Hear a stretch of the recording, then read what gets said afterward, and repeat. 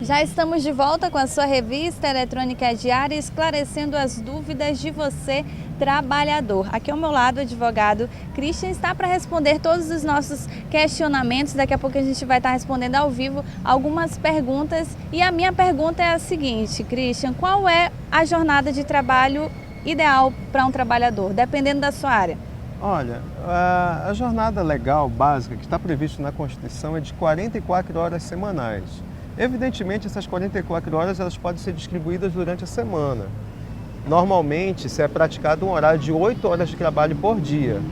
Vamos dizer, se você pode trabalhar 5 dias na semana, 8 horas, que dariam 40 horas, mas complementar a jornada de 44 horas com o trabalho aos sábados, trabalhando 4 horas. Isso é o que comumente acontece. Mas outras empresas também preferem um regime de compensação, no qual elas diluem essas 4 horas durante a semana. Por exemplo, você pode trabalhar 1 hora a mais em 4 dias da semana, por exemplo, e folgar ao sábado, que é um sistema bastante inteligente também. Mas você tem sempre essas 44 horas aí para você trabalhar. Entendi. E nos feriados, no caso, se a pessoa trabalhar, pode ser pago de alguma forma ou tem a questão dessa folga compensatória? Olha, essa é outra questão que gera muita dúvida. O que acontece? Por exemplo, se a pessoa trabalhar no feriado e existir um regime de compensação previsto na empresa, mediante acordo coletivo com o sindicato, o que acontece? Essa jornada, esse feriado trabalhado, ele pode ser compensado com uma folga no outro dia, mas tem que ser na semana subsequente, normalmente é assim, na semana subsequente ao feriado que foi trabalhado. Ou também pode ocorrer o pagamento. Nesse caso, serão pagos em dobro, né? Pelo feriado trabalhado. E as férias, a remuneração das férias, quando que ela deve ser paga? Também a questão do abono salarial? Bem, as férias elas devem ser pagas sempre no período em que existir efetivamente o gozo. O que é o gozo? É o período que o trabalhador vai tirar efetivamente as férias, vai cumprir as férias em casa. Em casa ou viajando, se puder, né? E para que o empregado justamente tenha umas boas férias, né, ele possa aproveitar bem as férias, a empresa é obrigada a fazer o depósito do valor das férias ou efetuar o pagamento em espécie, dependendo da situação, imediatamente antes das férias. Ou seja, ele não pode entrar em férias sem ter recebido o pagamento das férias com o abono constitucional de 1/3. E no caso, se a pessoa for demitida, tem todos aqueles trâmites após a sua demissão, como que tem que ser realizado? Qual é o tempo para a pessoa receber a rescisão dela? Bem, existem algumas modalidades de encerramento de contrato de trabalho. A modalidade mais comum é a dispensa sem justa causa, ou seja, quando a empresa opta por dispensar o empregado por simplesmente querer encerrar o contrato sem um motivo específico, como o próprio nome diz, dispensa sem justa causa. Nessa hipótese, a empresa terá 10 dias para efetuar o pagamento das verbas rescisórias devidas ao empregado. Isso mediante homologação no sindicato da categoria, se houver mais de 1 ano de trabalho. Ok, e Christian, a gente tem algumas perguntas aqui no nosso programa para responder de alguns telespectadores nossos. Vamos saber quais são agora. Eu sou Juiz Remara e uma vez eu fui trabalhar numa loja e me cobraram R$22 pela farda. E eu queria saber se isso é correto. Não é correto. O empregado não pode fazer desconto pelo uniforme fornecido, porque o uniforme vai ser usado justamente para o trabalho, ou seja, em benefício ao empreendimento. No caso, esse desconto ele é ilegal. Ok, a gente tem mais uma pergunta, vamos conferir qual é também.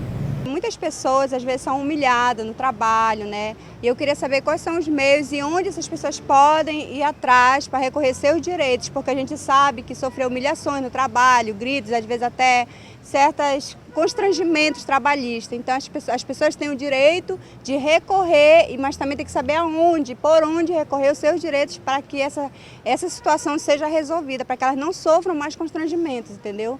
Esse caso de humilhação, ele é denominado dentro da seara jurídica como assédio moral, que pode ser perpetrado pelo empregador ou qualquer um dos seus prepostos, no caso gerentes ou superiores hierárquicos, em detrimento ao empregado.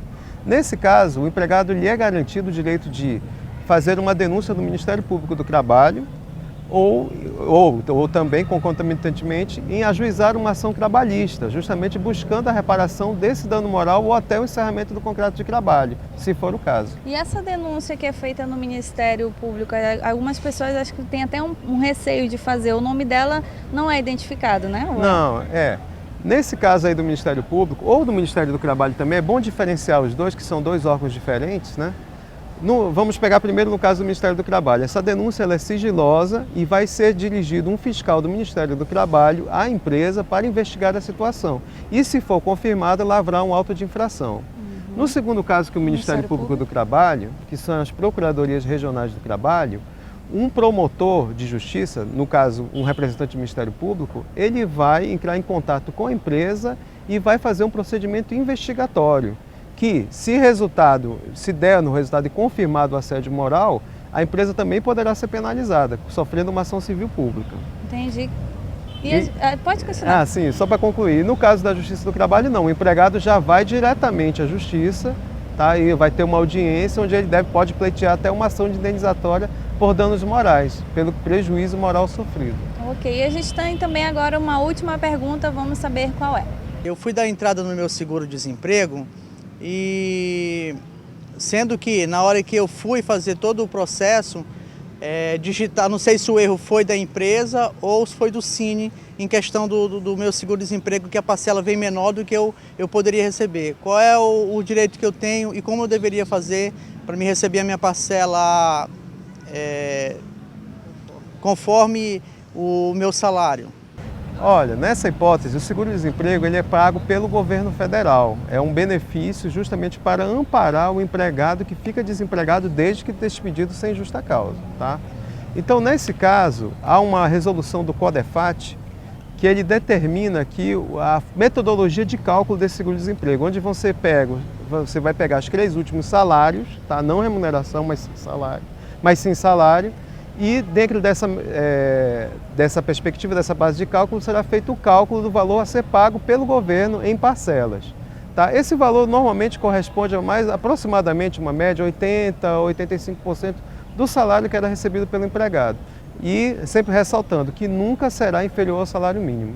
Entendi. E é importante também a gente ressaltar a importância do trabalhador sempre ter acesso ao contra-cheque dele. Sim, sim.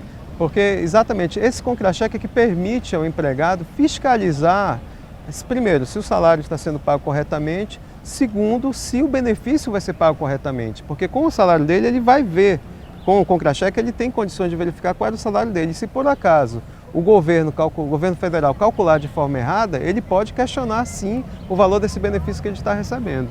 Entendi. Christian, muito obrigado por ter esclarecido algumas dúvidas dos nossos telespectadores. Nesse Dia do Trabalhador, você pode ficar à vontade para fazer suas considerações finais ao programa Amazônia Agora. Bem, a consideração que eu faço ao trabalhador é justamente no âmbito de valorizar o seu trabalho. Se você tem um trabalho que lhe dê o sustento, lhe dê condições ideais, um empregador que lhe dê uma remuneração digna, mantenha o seu trabalho, que o trabalhar é muito importante. Dê valor ao trabalho, que o trabalhador é justamente a figura principal dentro de uma empresa. Mas também se a situação estiver ruim, se realmente há maus empregadores também, infelizmente isso acontece, você tem os meios legais justamente para buscar uma reparação e resolver essa situação. Na realidade, o que eu gostaria de desejar a vocês é um bom trabalho para todos. Com certeza, um bom trabalho para você também e um bom trabalho a você, telespectador do Amazon Site. A gente vai para um rápido intervalo, mas daqui a pouquinho a gente está de volta com a nossa revista eletrônica. Sempre lembrando, vai lá na nossa página no facebook.com/Amazônia Agora e deixe seu recado. A gente volta já já.